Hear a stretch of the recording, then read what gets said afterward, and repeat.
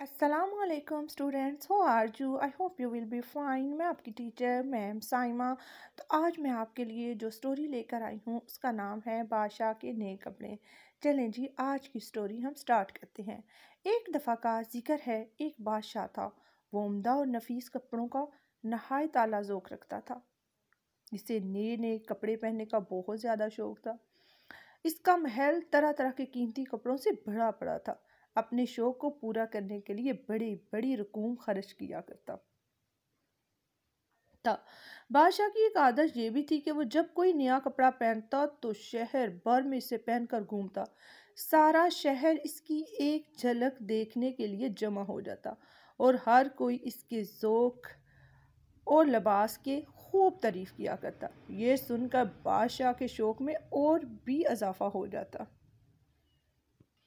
एक रोज़ दो भाई बादशाह के दरबार में हाजिर हुए और बताया कि वो कपड़ा बुनने का काम करते हैं। उन्होंने बेहतरीन रेशमी कपड़ों का एक थान बादशाह की खिदमत में पेश किया और बताया उन्होंने ये कपड़ा बड़ी अरक रेजी के साथ और बड़ी मेहनत के साथ बनाया है, तैयार किया है।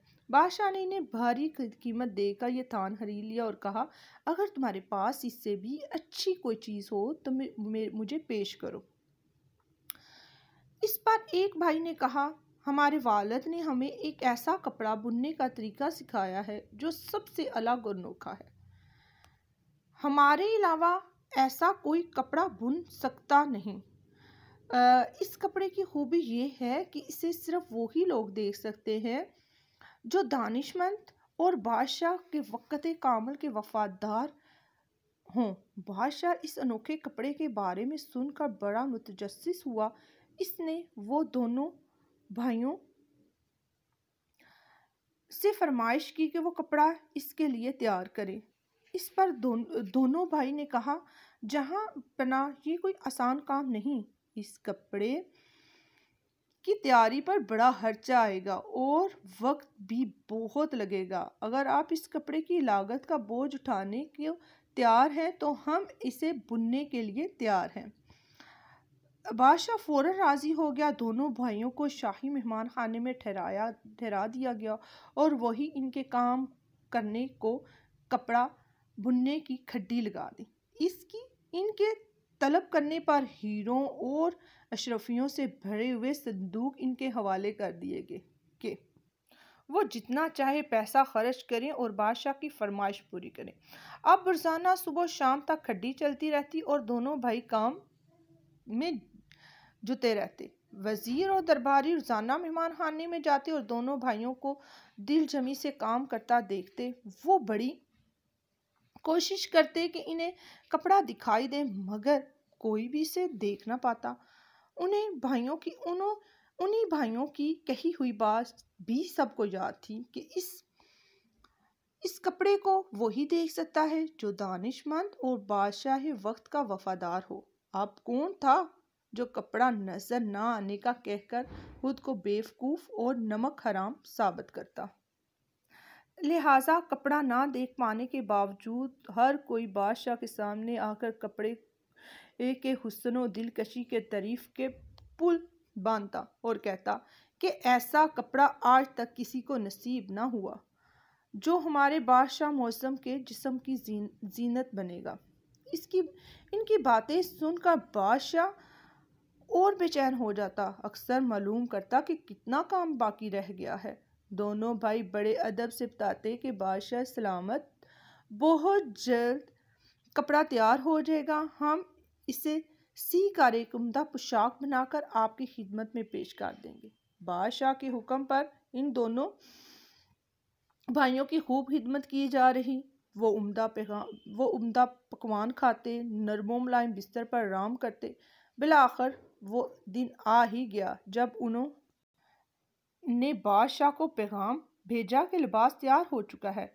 बादशाह ने वजीर आजम को मुआयने के लिए भेजा। वजीर आजम को लिबास कहाँ दिखाई देना था, लेकिन पहले की तरह इसने फिर वापस आकर लिबास की खूब तारीफ की। बादशाह ये सुनकर बड़ा खुश हुआ। इसने एक दिन मुकर्रर करके ऐलान कर दिया कि वो नया लिबास पहनकर अवाम के सामने आएगा। मुकर्रर दिन दोनों भाई बादशाह की खिदमत में हाजिर हुए और उन्होंने बादशाह को इस नए कपड़े की बनी हुई पोशाक पहनाई। ये काम मुकम्मल करने के बाद दोनों ने बादशाह की खूब तारीफ की और कहा कि इन पर यह लिबास खूब फब रहा है। ये सुनकर बादशाह फूले न समाया। इसने इन्हें खूब इनामों इकराम से नवाजा और रुखसत कर दिया। दोनों भाई खूब माला माल होकर वहां से रफू चक्कर हो गए। अब बादशाह अपने मुहाफिजों की फौज के साथ शहर में गश्त के लिए निकल खड़ा हुआ। वो जिधर से गुजरता लोग इसे हैरान होते और फिर अपनी हंसी को दबाने की कोशिश करते। वो सारा दिन शहर की गलियों में गश्त करता रहा। इसने कई जगह खड़े होकर लोगों से पूछा कि नया लिबास कैसा लग रहा है। हर किसी ने मुस्कुराकर यही कहा, आप पर यह लिबास खूब जच रहा है। बादशाह ये सब सुनता खुश हो रहा था कि अचानक एक बच्चे की आवाज आई इसके कान में पड़ी, जो अपने बाप से कह रहा था, ये बादशाह सलामत कपड़े पहने बगैर क्यों घूम रहे हैं। बच्चे की ये बात सुनना था कि बादशाह सारी कहानी समझ गया। इसे बड़ा गुस्सा आया। इसके दरबारी महज अपनी दानिश और वफादारी साबित करने के लिए इसके सामने झूठ बोलते रहे। इसने फौरन कपड़े मंगवा कर पहने और दोनों भाइयों की गिरफ्तारी का हुक्म दिया, लेकिन वो तो कब के गायब हो चुके थे।